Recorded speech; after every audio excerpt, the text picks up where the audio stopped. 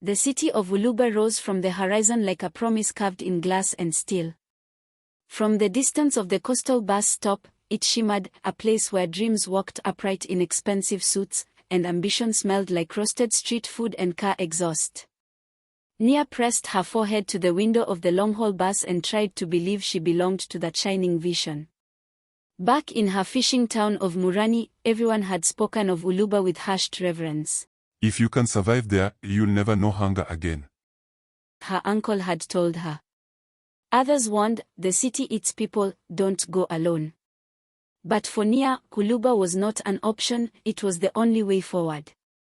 Her intelligence, the hunger in her spirit, the quiet restlessness she carried in her bones, none of it had space in Murani, where days were measured by tides and nights by the hum of crickets. When the bus finally groaned into Uluba's central terminal, the sound was overwhelming. Cars snarled like animals fighting for space. Voices layered over each other, shouting vendors, preachers claiming the end was near, children demanding coins for carrying luggage. The air was heavy with frying oil, sweat, perfume too strong for the heat, and the metallic tang of construction dust. Nia clutched her small suitcase against her chest. In Murani, the ocean had been her constant backdrop. In Uluba, it was replaced by a storm of noise that never paused to breathe. She had one address written on a crumpled piece of paper, a cousin's apartment in the district of Zambara. She would sleep on the floor until she found her footing. The bus terminal was far from Zambara, and taxis were lined up like vultures, their drivers shouting promises of the cheapest ride, the fastest route. She remembered the advice of a woman she'd met on the bus, don't trust the first voice that speaks to you in Uluba. Wait, observe, and then move. So Nia walked. Past streets buzzing with neon advertisements for banks she could not afford to open an account in. Past glossy billboards showing women with flawless skin holding bottled water she knew cost more than her week's food budget. Past office workers who moved quickly, never glancing at her, as if their lives were too urgent to acknowledge another human being. Her cousin, Walila, lived in a cramped building where the staircases were narrow, and neighbors knew each other only by the sounds of their lives, the crying baby in room 6, the constant music in room 9, the arguments in room 12. Alila welcomed her with a tired hug, a mat on the floor, and a warning, this city will not wait for you, Nia. Either you learn to run with it or it will leave you behind. That night, as Nia lay awake listening to the hum of electricity and the endless traffic outside, she promised herself she would run faster than the city itself. The days that followed were a blur. Uluba was a machine, and she had to learn its rhythm. Job hunting began at dawn, queues outside offices where desperate graduates held folders like shields. Interviews where she was asked not about her abilities but about who she knew, what favors she could trade, how long she could work without pay, for experience. She walked home each evening with blistered feet and a heart that was equal parts hope and exhaustion. The city had a way of seducing even in its cruelty. On the streets, she saw women her age in polished heels, men in sharp suits stepping out of cars that purred like wildcats. Nia told herself, one day, that will be me. Her first job was unpaid. An internship at a small tech firm hidden on the 4th floor of a building that smelled of mold and ambition. She learned quickly that the firm survived not on innovation but on exploiting interns like her, brilliant, desperate, and willing to work until midnight for the promise of something better. The managers smiled too easily, praised too freely, and always said, your time is coming. But Nia's hunger was stronger than her doubts. She stayed late, teaching herself coding languages from online forums, building projects no one asked for. She wanted the city to notice her, to whisper her name in the same breath as success. One evening, walking back through Zambara after another long day, Nia saw something that stayed with her. A woman, no older than herself, sitting on the curb in a suit that had once been expensive but was now dirty and torn. Her shoes were gone, her hair matted, her eyes vacant as though they had been emptied of dreams. People walked past her without pause, as if she were invisible. Nia wanted to ask who she was, what had broken her, but fear gripped her. She hurried past, clutching her bag, whispering to herself, "That will never be me. Never." But deep inside, she knew the city did not make promises lightly. Uluba offered everything: glittering towers, the chance to rise, the thrill of being someone, but it never taught you how not to become the woman on the curb. And in the silence of her cousin's apartment, Nia finally understood: the city always smiles at newcomers, but its teeth are sharp. The first dawn Amara wakes up in Uluba is unlike any morning she has ever known. The room she rents is on the 4th floor of a crumbling apartment block, its walls the color of long-forgotten chalk, its window panes cracked and held together by tape.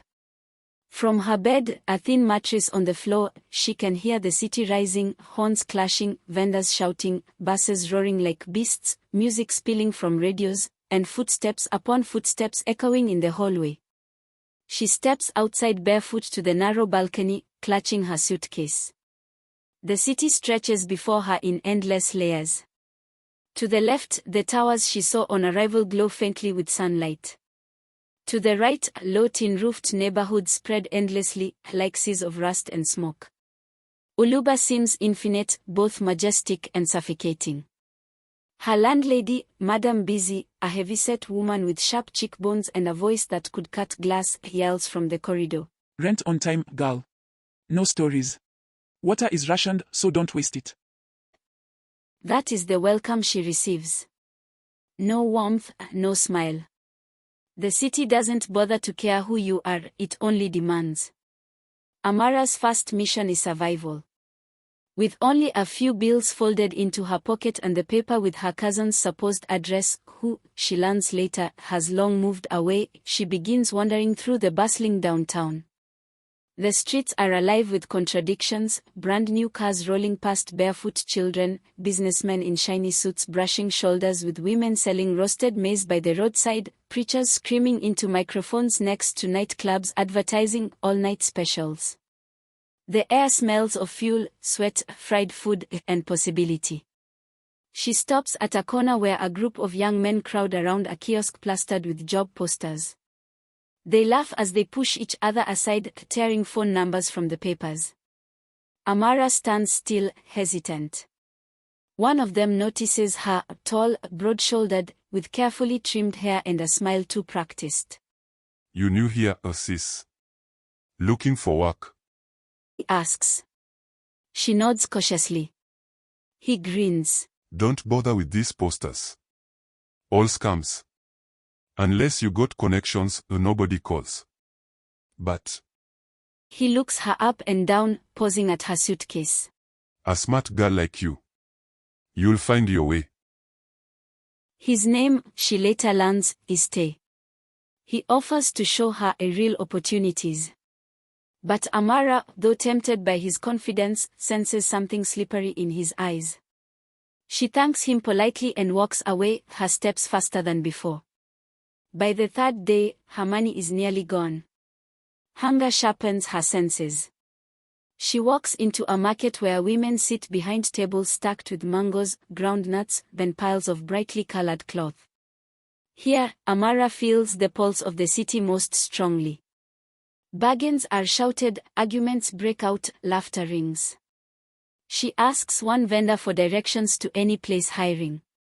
The woman, chewing gum and barely looking at her, replies, Try the cafes. They always need girls. So Amara walks until she finds one, a narrow cafe called Golden Bite, painted yellow but peeling, filled with the smell of tea and chapati. The manager, a bald man with a belly that precedes him, hires her on the spot, not because of her experience, but because she is young, pretty, and desperate enough to accept low wages. The cafe becomes her first school in Uluba. She learns how impatient city workers are when they demand tea within minutes, how students linger too long with one soda, how men let their eyes crawl over her as if she were also on the menu. She learns to move fast, to smile even when her body aches, to hide coins in her shoes so she won't go home empty-handed if her pay is delayed. At night, she returns to her apartment exhausted but unable to sleep. The walls are thin, she hears couples fighting, babies crying, radios playing until dawn. The city never sleeps, it only shifts its madness from one hour to the next. One evening, on her walk home, she sees the barefoot woman again, the one she noticed on her first night. This time, the woman sits under a flickering streetlight, hair matted, dress once elegant but now tattered, staring at nothing. People walk past her as though she is invisible. A group of teenagers laugh and throw stones near her feet, but she does not flinch. Amara slows down, her heart pounding.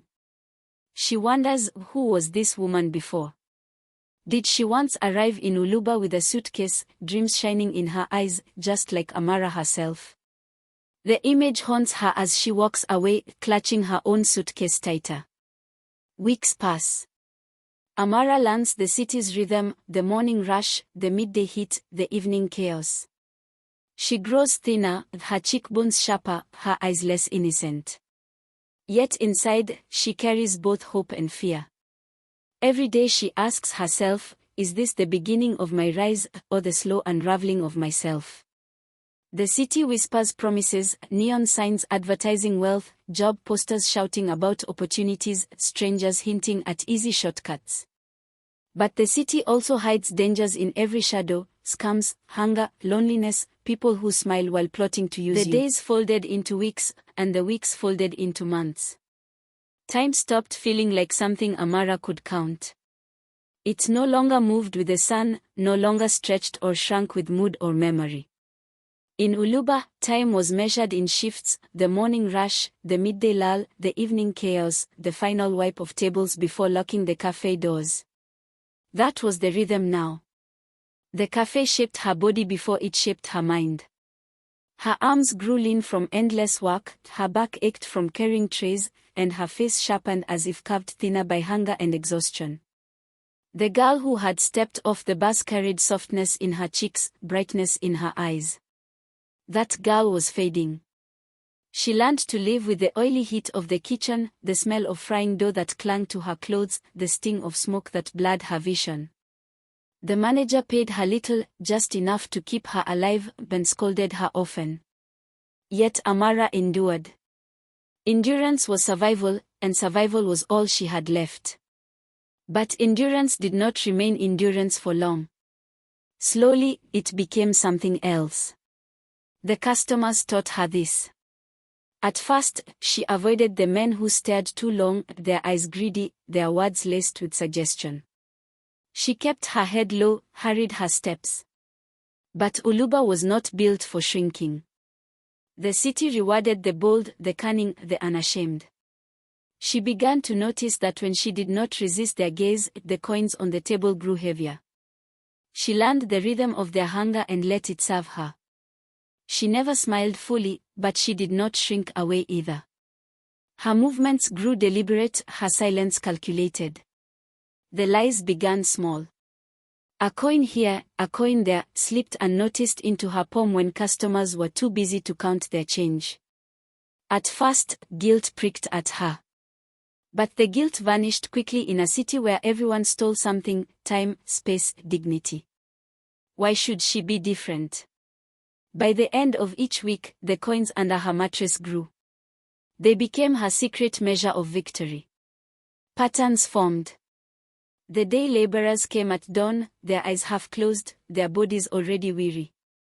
Students crowded in with laughter, stretching one soda between them for hours. Mothers came to rest their arms, children clinging to them. And then, there were the others, the men with pressed shirts, smoother hands, and sharper eyes. They arrived at night. They ordered more. They tipped more. They studied Amara as though she was more than just a waitress. They studied her as though she was a possibility.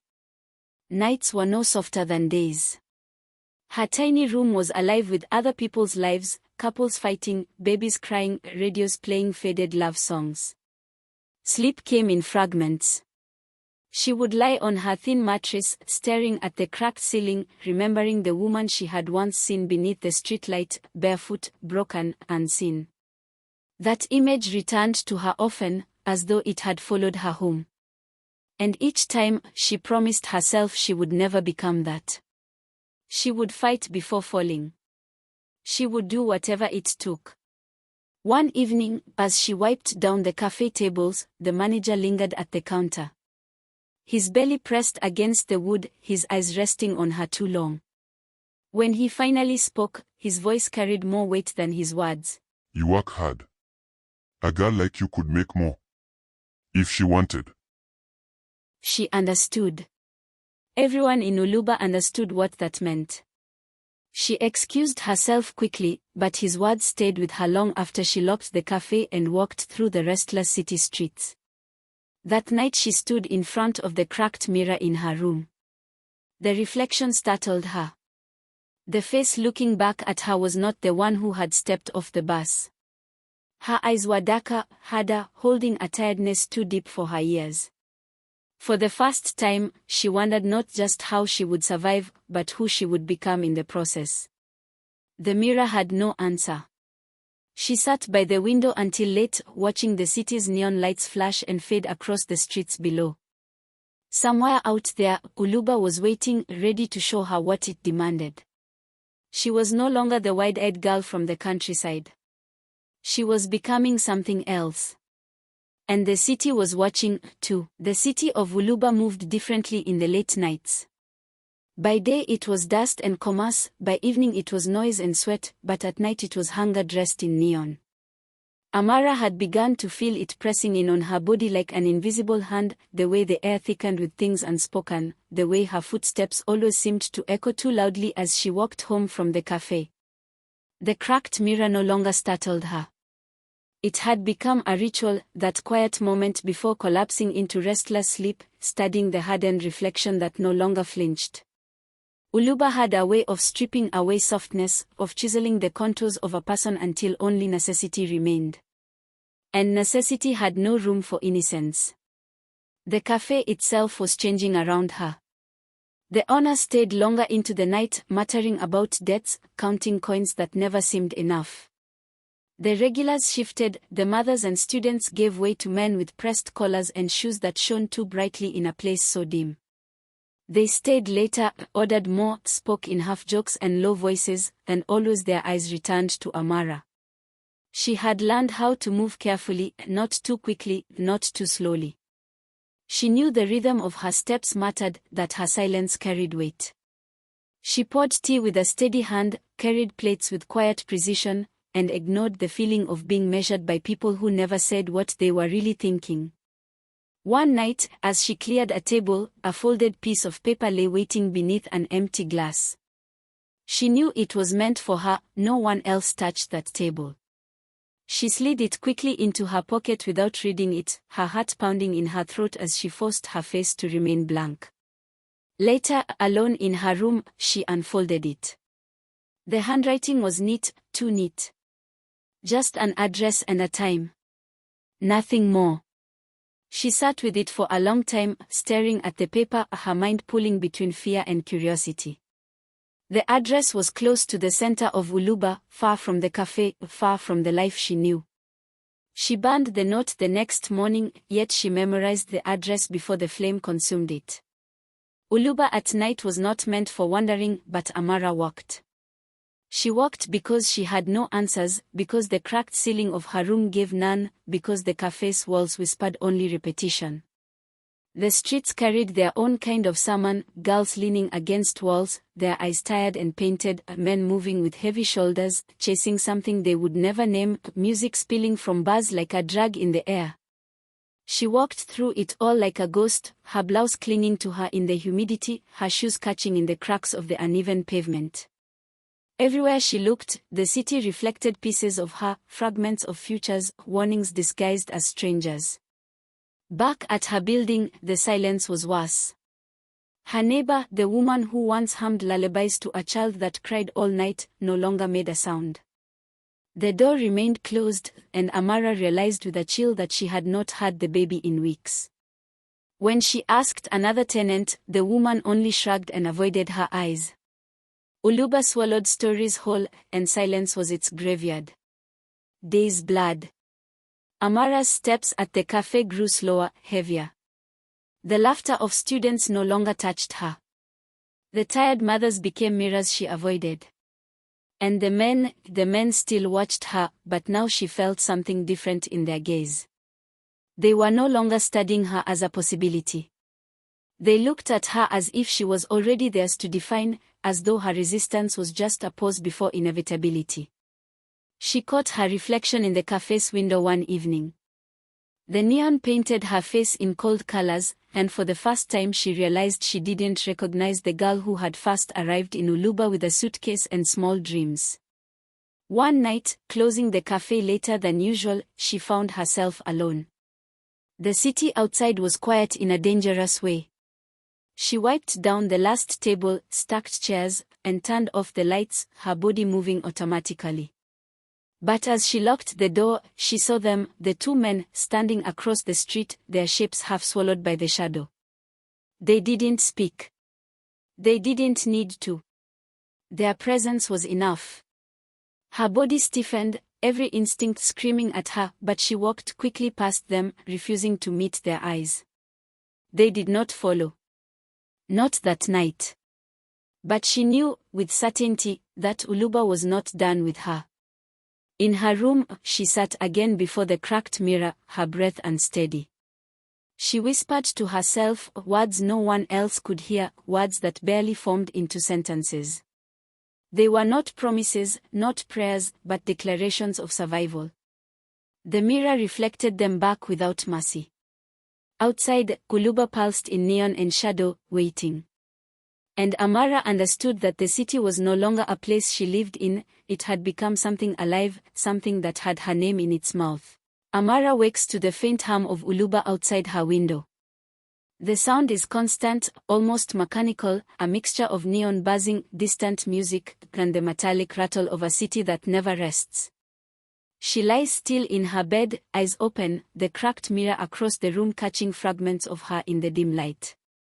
The shards reflect a dozen versions of her, some looking terrified, some tired, others empty. None smiling. Her chest feels heavy. The city presses down on her even here, in the silence of her own room. She gets up slowly, barefoot, stepping onto the cold cement floor. The room is sparse, the walls damp with patches of peeling paint. She pours water into a cracked mug and sips. It tastes metallic, bitter, as if even water has been tainted by Uluba. When she looks out of her window, she notices the street already alive with its morning chaos, men rushing with briefcases, women balancing baskets on their heads, children dodging traffic to get to school. No one looks at each other. No one looks up. Uluba moves as one body, faceless, endless. Amara leaves her apartment and walks through the narrow corridor. The silence of the previous night still lingers here, the closed doors, the unanswered cries, the swallowed stories. She passes them quickly, her pace unsteady, until she's back on the street. The day is brighter than most. The sun struggles against the neon, but Uluba always wins. The city's colors are artificial, painted by glowing signs, flickering advertisements, and endless chatter from shop radios. She walks toward the cafe, her body tense, every step carrying the weight of repetition. But today feels different. At the cafe, things move in rhythm, the scrape of chairs, the clink of glasses, the muted conversations of customers. Amara moves among them as if floating, her mind distant. She notices details sharper now, the lines in people's faces, the dust on the floor, the way some eyes follow her too long. She realizes the cafe is not a place of rest, it's a hunting ground. The students with their easy laughter are here again. So are the mothers with their heavy silence. And at the corner, the men, the same men whose gaze had shifted days before, sit quietly, their attention constant, their presence unshakable. They don't need to speak. Their watching is enough. That evening, when the cafe closes, Amara lingers outside. She stares at the locked door, her hands trembling slightly around the key. Across the street, shadows wait. This time there are more, not just 2 men, but 3, 4, 5. Some lean against walls, others pretend to smoke, but their eyes are fixed on her. Amara feels her breath shorten. She doesn't move. The street is too quiet for a city like Uluba. The silence is worse than noise. She takes a step, then another, heading home. Her footsteps echo. The shadows follow. Her walk back becomes a ritual of dread. Every corner she turns, every alley she passes, the city closes in. She doesn't look back, but she feels them behind her. Uluba itself seems to guide them, its neon lights pointing her way forward, its shadows giving them cover. When she reaches her apartment building, she pauses at the gate. Her hands shake as she tries to unlock it. The men don't rush her. They don't need to. Their patience is a kind of violence. Inside the corridor, the silence greets her again. She passes the same closed doors, the same untouched walls, the same suffocating stillness. She wants to scream, to break through the silence, to force someone to react, but no sound escapes her. She enters her apartment and locks the door. In her room, the cracked mirror waits. She sits before it, the city's neon glow leaking through the window and bathing the shards in strange light. The fragments show her face, but also something more. She begins to notice Uluba in them, the skyline hidden in the cracks, the streetlights forming patterns in her eyes. She realizes the city has been inside her all along. Amara whispers to herself again.